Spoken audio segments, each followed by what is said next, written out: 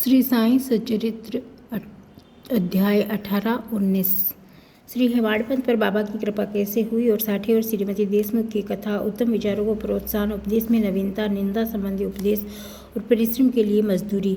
ब्रह्मज्ञान हेतु लालायित एक धनी व्यक्ति के साथ बाबा ने किस प्रकार व्यवहार किया, इसका वर्णन हेमाडपंत ने गत अध्याय में किया गया है। अब उसका हेमाडपंत पर किस प्रकार बाबा ने अनुग्रह कर उत्तम विचारों को प्रोत्साहन देकर उन्हें फलीभूत किया तथा आत्मानुति व परिश्रम के प्रतिफल से संबंध में किस प्रकार उपदेश की दिए, इनका इन अध्यायों में वर्णन किया गया है। पूर्व विषय यह विदित है कि सद्गुरु अपने शिष्य की योग्यता पर विशेष ध्यान देते हैं, उनकी चित्त को किंचित मात्र भी डवाडोल नहीं कर उपयुक्त उपदेश देकर उन्हें आत्मानुभूति और प्रेरित करते हैं। इस संबंध में कुछ लोगों का विचार है कि जो शिक्षा या उपदेश सद्गुरु द्वारा प्राप्त होते हैं वे अन्य लोगों से प्रसारित नहीं करना चाहिए। उनकी ऐसी भी धारणा है कि उसे प्रकट कर देने से उसका महत्व घट जाता है। यथार्थ में यह दृष्टिकोण संकुचित है। सद्गुरु तो वर्षा के ऋतु के मेघ सदृश है जो सर्वत्र एक समान बरसते हैं, अर्थात अपने अमृत तुल्य उपदेशों को विस्तृत क्षेत्र में प्रसारित करते हैं। प्रथमतः उन्हें सारांश को ग्रहण कर आत्मसात कर ले और फिर संकीर्णता से रहित होकर अन्य लोगों में प्रचार करे। यह नियम जागृत और स्वप्न दोनों का अवस्थाओं में प्राप्त उपदेश के लिए है। उदाहरणार्थ बुद्ध कौशिक ऋषि ने स्वप्न में प्राप्त प्रसिद्ध राम रक्षा स्त्रोत साधारण जनता के हितार्थ प्रकट कर दिया था। जिस प्रकार एक दयालु माता बालक के उपचारार्थ कड़वी औषधि का बलपूर्वक प्रयोग करती है, उसी प्रकार साईं बाबा भी अपने भक्तों के कल्याणार्थी उपदेश दिया करते थे। वे अपनी पद्धति गुप्त न रखकर पूर्ण स्पष्टता को ही अधिक महत्व देते थे। इसी कारण जिन भक्तों ने उनके उपदेशों का पूर्णतः पालन किया है वे अपने ध्येय की प्राप्ति में सफल हुए हैं। श्री साईं बाबा जैसे सद्गुरु ही ज्ञान चक्षु को खोल कर आत्मा की दिव्यता का अनुभव देने में समर्थ है। विषय वासनाओं से आसक्ति नष्ट कर वे भक्तों की इच्छा उसको पूर्ण कर देते हैं, जिसके फलस्वरूप ही ज्ञान और वैराग्य प्राप्त होकर ज्ञान की उत्तरोत्तर उन्नति होती रहती है। यह सब केवल उसी समय संभव है जब हमें सद्गुरु का सानिध्य प्राप्त हो तथा सेवा के पश्चात हम उनके प्रेम को प्राप्त कर सकें। तभी भगवान भी जो भक्त काम कल्पतरु है हमारी सहायता के लिए आ जाते हैं, हमें कष्टों और दुखों से मुक्त कर सुखी बना देते हैं। यह सब प्रगति केवल सद्गुरु की कृपा से ही संभव है, जो कि स्वयं ईश्वर के प्रतीक है। इसलिए हमें सद्गुरु की खोज में सदैव रहना चाहिए। अब हम मुख्य विषय की ओर जाते हैं। श्री साठे एक महाअनुभव का नाम श्री साठे था। काफड़ के शासन काल में कई वर्षों से उन्हें कुछ ख्याति प्राप्त हो चुकी थी। इस शासन का बम्बई के गवर्नर लॉर्ड ने दमन कर दिया था। श्री साठे को व्यापार में अधिक हानि हुई और परिस्थितियां प्रतिकूल होने के कारण उन्हें बड़ा धक्का लगा। वे अत्यंत दुखित और निराश हो गए और वे अशांत होने के कारण उन्हें घर छोड़कर किसी एकांत स्थान पर वास करने का विचार करने लगे। बहुत मनुष्यों को ईश्वर की स्मृति आपत्ति काल और दूर दिनों में ही आती है और उनका विश्वास भी ईश्वर की ओर ऐसा ही समय में बढ़ता गया। तभी वे कष्टों के निवारणार्थ उनसे प्रार्थना करने लगे कि यदि उनके पाप कर्म के शेष न रहे तो भगवान भी उनकी भेंट किसी संत से करा देते जो उनके कल्याणार्थी उचित मार्ग का निर्देश कर देते हैं। ऐसा ही श्री साठे के साथ भी हुआ। उनके एक मित्र ने उन्हें शिरडी जाने की सलाह दी, जहाँ मन की शांति प्राप्त करने और इच्छा पूर्ति के निमित्त देश के कोने कोने से लोगों के झुंड आ रहे हैं। उन्हें ये विचार अति रुचिकर प्रतीत हुआ और वे शिरडी गए। बाबा के सनातन पूर्ण ब्रह्म दीप्तिमान निर्मल विशुद्ध स्वरूप के दर्शन कर उनके मन की व्याग्रता नष्ट हो गई और उनका चित्त शांत व स्थिर हो गया। उन्होंने सोचा कि गत जन्मों के संचित शुभ कर्मों के फलस्वरूप आज मैं श्री साईं बाबा के पवित्र चरणों तक पहुंचने में समर्थ हो सका हूँ। श्री साठे दृढ़ संकल्प के व्यक्ति थे, इसलिए उन्होंने शीघ्र ही गुरु चरित्र का पारायण प्रारंभ कर दिया। जब एक सप्ताह में चरित्र की प्रथम आवृत्ति समाप्त हो गई तब बाबा ने उसी रात्रि को उन्हें एक स्वप्न दिया जो इस प्रकार था। बाबा अपने हाथ में चरित्र लिए हुए हैं और श्री साठे को कोई विषय समझा रहे हैं। श्री साठे सम्मुख बैठे ध्यानपूर्वक श्रवण कर रहे हैं। जब उनकी निंद्रा भंग हुई तो स्वप्न को स्मरण कर वे बहुत प्रसन्न हुए और उन्होंने विचार किया कि बाबा की अत्यंत कृपा है जो इस प्रकार के अचेतन अवस्था में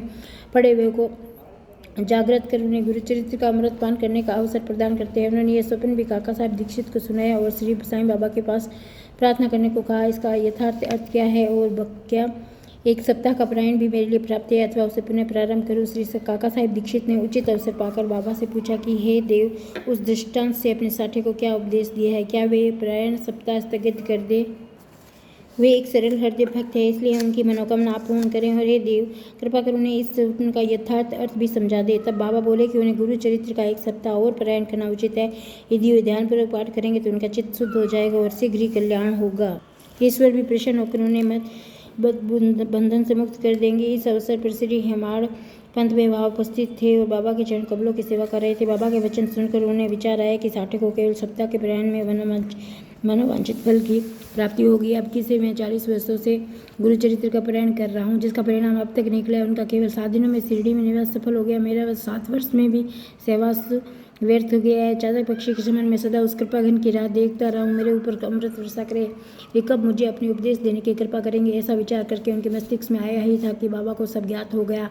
ऐसा भक्तों ने सदैव अनुभव किया है कि उनके समस्त विचारों को जानकर बाबा तुरंत कुविचारों का दमन कर देते हैं, उत्तम विचारों को प्रोत्साहित करते हैं। हेमाड़ पंथ का ऐसा विचार जानकर बाबा ने तुरंत आज्ञा दी कि श्यामा के यहाँ जाओ और कुछ समय उनके वार्तालाप कर 15 रुपये दक्षिणा लेकर आओ। बाबा को दया आ गई, इसी कारण उन्होंने ऐसी आज्ञा दी।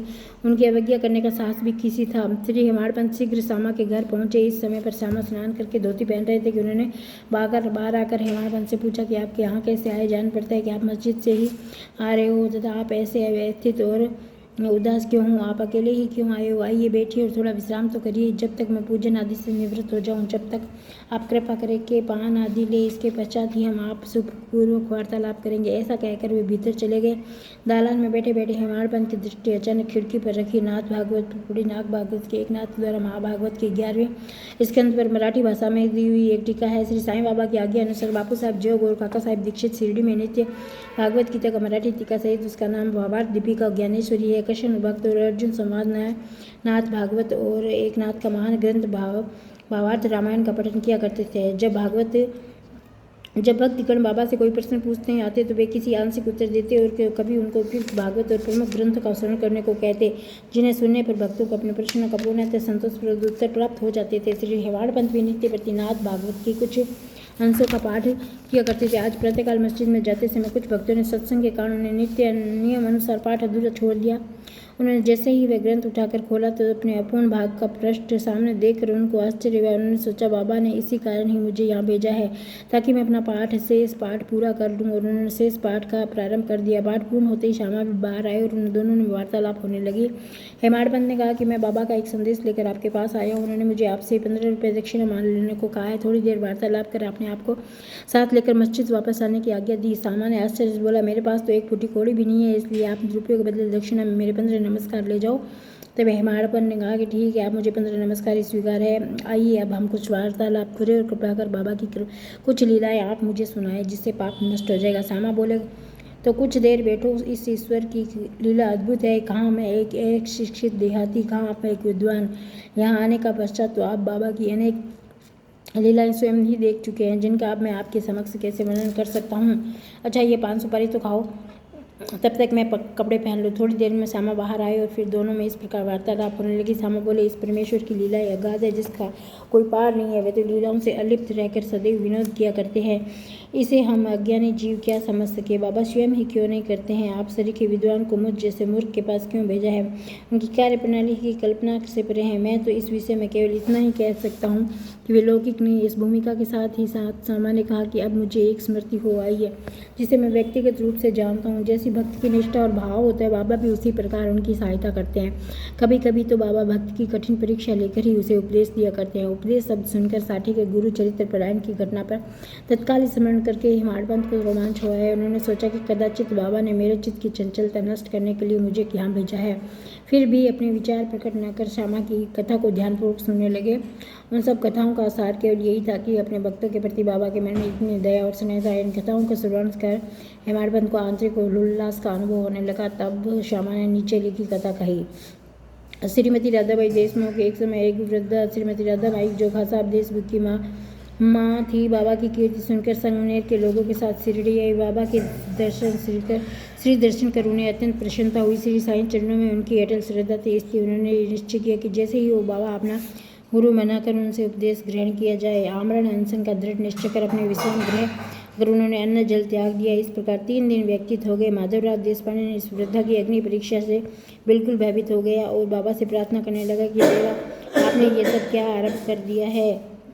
ऐसे कितने लोगों को आप यहाँ आकर्षित किया करते हैं। आप उस वृद्ध महिला से पूर्ण परिचित है जो हठपूर्वक आप पर अवलंबित है। यदि कुछ आपने कृपा दृष्टि कर उसे उपदेश न दिया तो यदि दुर्भाग्यवश उसे कुछ हो गया तो लोग व्यर्थ ही आपको दोषी ठहराएंगे और कहेंगे बाबा से उपदेश प्राप्त न होने की वजह से उसकी मृत्यु हो गई है।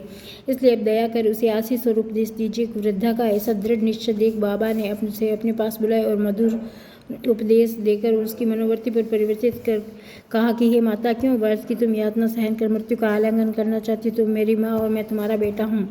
तुम मुझ पर दया करो और जो कुछ मैं कहूँ उसे ध्यानपूर्वक सुनो। मैं अपने स्वयं की कथा तुमसे कहता हूँ, और यदि तुम अपने ध्यानपूर्वक श्रवण करोगे तो तुम्हें अवश्य परम शांति प्राप्त होगी। मेरे एक गुरु जो बड़े सिद्ध पुरुष थे, मुझ पर बड़े दयालु थे। दीर्घ काल तक उन्होंने कभी अलग होना भी नहीं चाहता था। मेरे प्रबल उत्कंठा था कि उनकी सेवा कर जिस प्रकार से संभव वो मंत्र प्राप्त करूं, परंतु उनकी रीति न्यारी ही थी। उन्होंने पहले मेरा मुंडन कर मुझसे 2 पैसे दक्षिणा मांगे, जो मैंने तुरंत ही दे दिए। यदि तुम प्रश्न करो कि मेरे गुरु जब पूर्ण निष्काम थे तो उन्हें पैसे मांगना क्या शोभनीय था, फिर उन्हें विरक्त भी कैसे कहा जा सकता है? इसका उत्तर केवल यह है कि वे कंचन को ठुकराया करते थे, क्योंकि उन्हें उसकी स्वप्न में भी आवश्यकता नहीं थी। उन 2 पैसों का अर्थ दृढ़ निश्चय और धैर्य। जब मैंने ये दोनों वस्तुएं उन्हें अर्पित कर दी, अत्यंत प्रसन्न हुए। मैंने 12 वर्ष उनके श्री चरणों की सेवा में व्यतीत किए। उन्होंने मेरा भरण पोषण किया, अतः मुझे भोजन और वस्त्रों का कोई अभाव नहीं था। वे प्रेम की मूर्ति, और अथवा यूँ कहे कि प्रेम के साक्षात अवतार थे। मैं उनका वर्णन ही कैसे कर सकता हूँ, क्योंकि उनका तो मुझ पर अधिक स्नेह था, और उनके समान कोई बिरला ही गुरु मिलेगा। जब मैं उनकी ओर निहारता तो मुझे ऐसा प्रतीत होता कि गंभीर मुद्रा में ध्यान मग्न है, और तब हम दोनों आनंदित हो जाते। 8 प्रहर में एकटक उनके श्रीमुख की ओर निहारा करता था। मैं भूख प्यास की शुद्ध भूख खो बैठा था। उनके दर्शनों के बिना मैं अशांत हो उठता था। गुरु सेवा की चिंता के अतिरिक्त मेरे लिए कोई चिंतनीय विषय या पदार्थ नहीं था। मुझे तो सदैव उन्हीं का ध्यान रहता था, अतः मेरा मन उनके चरणों में कमलों में लीन हो गया। यह हुई 1 पैसे की दक्षिणा। धैर्य है दूसरा पैसा। मैं धैर्यपूर्वक बहुत काल तक प्रतीक्षा कर गुरु सेवा करता रहा। यही धैर्य तुम्हें भी बहुत सागर से पार उतार देगा। धैर्य ही मनुष्य में मनुष्यत्व है। धैर्य धारण करने से समस्त पाप और मोह नष्ट होकर उनके हर प्रकार के संकट दूर होते हैं तथा भय प्राप्त हो जाता है, भय जाता रहता है। इसी प्रकार तुम्हें भी अपने ध्येय की प्राप्ति हो जाएगी। धैर्य और गुणों की खदान उत्तम विचारों को जानती है। निष्ठा और धैर्य 2 जुड़वा बहनों के समान ही है, जिनमें परस्पर प्रगाढ़ प्रेम है। मेरे गुरु मुझसे किसी वस्तु की आकांक्षा नहीं रखते, और उन्होंने कभी भी मेरी उपेक्षा नहीं की, वरन सदैव रक्षा करते रहे। यद्यपि मैं सदैव उनके चरणों के समीप रहता हूँ, फिर भी कभी किन्हीं अन्य स्थानों पर यदि चला जाता हूँ तो मेरे प्रेम में कभी कमी नहीं हुई है। वे सदा मुझ पर कृपा दृष्टि रखते हैं। जिस प्रकार कछुई प्रेम दृष्टि से अपने बच्चों का पालन करती है, चाहे वे उसके समीप हो या नदी के उस पार। सो हे माँ, मेरे गुरु ने तो मुझे कोई मंत्र सिखलाया ही नहीं। मैं तुम्हारे कान में कैसे कोई मंत्र फूंकूं? केवल इतना ही ध्यान रखो कि गुरु की भी कछुई के समान ही प्रेम दृष्टि से हमें संतोष प्राप्त होता है। इस कारण व्यर्थ में किसी के उपदेश प्राप्त करने का प्रयत्न ना करो। मुझे अपने विचारों और कर्मों का मुख्य ध्येय बना लो, तब तुम्हें निःसंदेह ही परमार्थ की प्राप्ति हो जाएगी। मेरी ओर अन्य भाव से देखो तो मैं तुम्हें तुम्हारी ओर वैसे ही देखूंगा। इस मस्जिद में बैठकर मैं सत्य ही बोलूंगा कि इन साधनाओं या शास्त्रों के अध्ययन की आवश्यकता नहीं है, वरन केवल गुरु में ही विश्वास पर्याप्त है। पूर्ण विश्वास रखो कि गुरु ही करता है, और वह धन्य है जो गुरु की महानता से परिचित हो।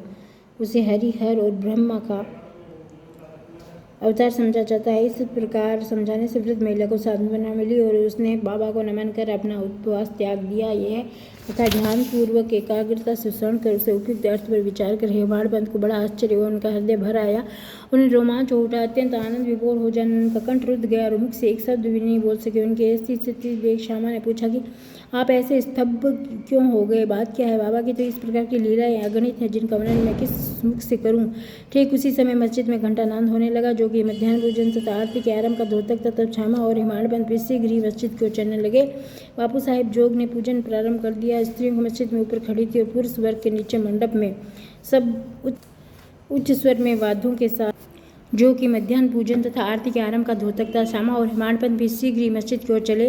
बापू साहिब जोग ने पूजन प्रारंभ कर दिया। स्त्रियां मस्जिद में ऊपर खड़ी थी, पुरुष वर्ग नीचे मंडप में सब उच्च स्वर में वाद्यों के साथ साथ आरती गा रहे थे। तभी हेमाड़ पंत का हाथ पकड़े हुए श्यामा भी ऊपर पहुंचे और बाबा की दाहिनी ओर हेमाड़ पंत बाबा के सामने बैठ गए। उन्होंने देख बाबा ने श्यामा से लाई हुई दक्षिणा देने के लिए कहा। तब हेमाड़ पंत ने उत्तर दिया कि रुपयों के बदले श्यामा ने मेरे द्वारा अपने आप को 15 नमस्कार भेजे हैं तथा स्वयं यहाँ आकर उपस्थित हो गए। बाबा ने कहा, अच्छा ठीक है, तो अब मुझे यह बताओ कि तुम दोनों आपस में किस बात पर वार्तालाप हुआ था? तब घंटे, ढोल, सामूहिक गान की ध्वनि की चिंता न करते हुए हेमाड़ पंत ने उत्कंठापूर्वक उन्हें यह वार्तालाप सुनाने लगे कि चिंता न करे हुए हेमाड़ पंत उत्कंठा उन्हें वार्तालाप सुनाने लगे। बाबा भी सुनने को अति उत्सुक थे, इसलिए वे तकिया छोड़कर आगे झुक गए। हेमाड़ पंत ने कहा कि वार्ता अति सुखदायी थी, विशेषकर उस वृद्ध महिला की कथा तो ऐसी अद्भुत थी कि सुन कर मुझे तुरंत ही विचार आया कि आपकी लीलाएं अगाध है। इस पर कथा की ओट में आपने मुझे विशेष कृपा की है मुझ पर। तब बाबा ने कहा कि वह तो बहुत ही आश्चर्यपूर्ण है। अब तुम मेरी कृपा कैसे हुई, इसका पूर्ण विवरण सुनाओ। कुछ काल पूर्व सुना वार्तालाप में उनके हृदय पटल कर अंकित हो चुका था। वह सब उन्होंने बाबा को सुना दिया। वार्तालाप सुनकर बाबा अति प्रसन्न होकर कहने लगे कि क्या कथा से प्रभावित होकर उनका अर्थ भी तुम्हारी समझ में आया है? तब हेमाडपंत ने उत्तर दिया कि हाँ बाबा, आया तो है। उससे मेरे चित्त की चंचलता नष्ट हो गई। अब मैं यथार्थ में वास्तविक हाँ बाबा, आया तो है। उसने मेरे चित्त की चंचलता नष्ट हो गई। ये यथार्थ में वास्तविक शांति और सुख का अनुभव कर रहा हूँ। मुझे सत्य मार्ग का पता लग गया है। तब बाबा बोले, सुनो, मेरी पद्धति भी अद्वितीय है। यदि इस कथा का स्मरण रखोगे तो यह बहुत ही उपयोगी सिद्ध होगी। आत्मज्ञान प्राप्त करने के लिए ध्यान अत्यंत आवश्यक, और यदि तुम इसका निरंतर अभ्यास करते रहोगे तो कुप्रवृत्तियाँ शांत हो जाएगी। तुम्हें आसक्ति रहित होकर सदैव ईश्वर का ध्यान करना चाहिए। सर्व प्राणियों में व्याप्त है। जब इस प्रकार मन एकाग्र हो जाएगा तो तुम्हें ध्येय की प्राप्ति हो जाएगी। मेरे निरंकार सच्चिदानंद स्वरूप का ध्यान करो। जैसे ही तुम मुझे दिन रात यहाँ देखते हो, इस प्रकार तुम्हारी वृत्तियाँ केंद्रित हो जाएगी। ध्याता ध्यान ध्येय पृथक्कृत्व नष्ट हो जाएगा। ध्याता चैतन्य को एकत्व को प्राप्त कर ब्रह्मा के साथ अभिन्नता को हो जाएगी। कछुई नदी के इस किनारे पर रहती है और उसके बच्चे दूसरे किनारे पर नए उन्हें दूध पिलाती है और नए हृदय से लगाती है। वरन केवल उसकी प्रेम दृष्टि से उसका भरण पोषण होता है। छोटे बच्चे भी कुछ न कुछ करके केवल अपनी माँ का ही स्मरण करते रहते हैं। छोटे बच्चों पर कछुई की केवल दृष्टि ही उन्हें अमृत तुल्य आहार आनंद प्रदान करती है। ऐसा ही गुरु शिष्य का भी संबंध है। बाबा ने ये अंतिम शब्द कहे ही थे कि आरती समाप्त हो गई और सबने उच्च स्वर में श्री सच्चिदानंद सदगुरु साईनाथ महाराज की जय बोला। अपने पाठ को कल्पना करो कि हम सब भी इस समय उसी भीड़ और जय जयकार में सम्मिलित है। आरती समाप्त होने पर प्रसाद वितरण हुआ। बापू साहब जोग हमेशा की तरह आगे बढ़े और बाबा को नमस्कार कर मुट्ठी भर मिश्री का प्रसाद बाबा को दिया। मिश्री में हेमाडपंत को देकर बोले कि यदि तुम इस कथा को अच्छी तरह से सदैव स्मरण रखोगे तो तुम्हारी भी स्थिति इसी मिश्री के समान मधुर होकर समस्त इच्छाएं पूर्ण हो जाएगी। तुम सुखी हो जाओगे। हेमाडपंत ने बाबा को साष्टांग प्रणाम किया और स्तुति की। प्रभु इस प्रकार दया कर सदैव मेरी रक्षा करते रहे। तब बाबा ने आशीर्वाद देकर कहा कि इन कथाओं को स्मरण कर नित्य मनन और निर्दिष्ट ध्यान कर तत्व ग्रहण करो, तब मुझे ईश्वर का सदा स्मरण आगे ध्यान बना रहेगा और वह स्वयं तुम्हारे समक्ष अपने स्वरूप को प्रकट कर देगा। प्यारे पाठ को हेमाडपंत को उस समय मिश्री का प्रसाद भली भांति मिला और जो आज हमें इस कथा मूल के पान कराने का अवसर प्राप्त हुआ। आओ हम भी उस कथा का स्मरण कर उसका सार ग्रहण कर बाबा की कृपा और स्वस्थ और सुखी जाए।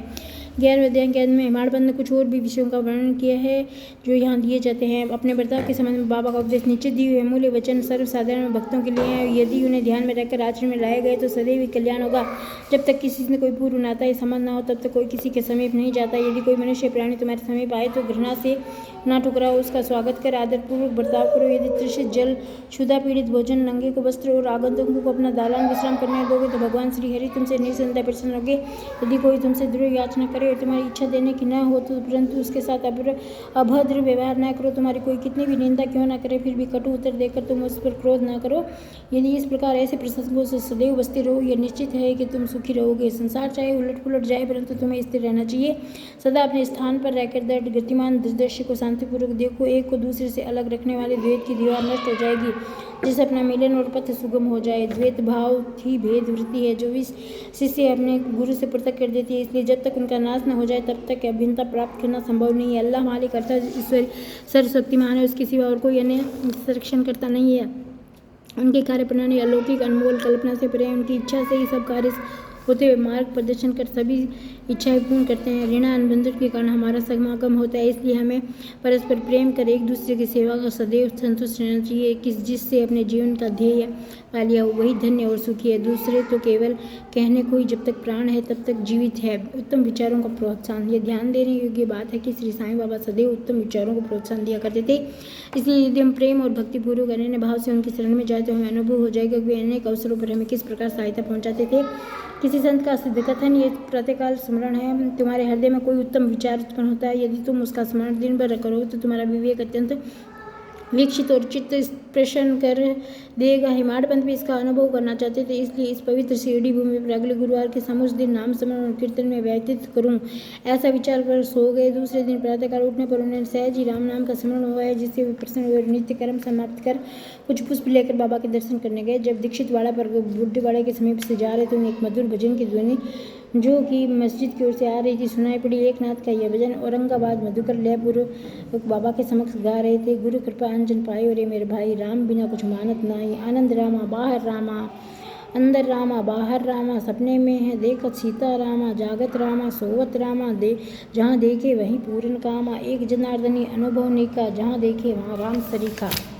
भजन अनेक है, परंतु विशेषकर ये भजन ही क्यों औरंगाबाद में चुना? ये क्या यह बाबा द्वारा संयोजित विचित्र अनुरूपता नहीं है? क्या यह मणिबंध के पिछले दिनों अखंड राम नाम स्मरण के संकल्प को प्रोत्साहन देता नहीं है? सभी संतों का इस संबंध में एक ही मत है और सभी राम नाम के जाप को प्रभावकारी और भक्तों की इच्छा पूर्ति और सभी कष्टों से छुटकारा पाने के लिए ये अमोघ उपाय बताते हैं। निंदा संबंधी उपदेश देने के लिए किसी विशेष समय और स्थान की प्रतीक्षा न कर बाबा यथायोग्य समय पर स्वतंत्रता पूर्वक उपदेश दिया करते थे। एक बार भक्त ने बाबा की अनुपस्थिति में दूसरे लोगों के समक्ष किसी की निंदा की।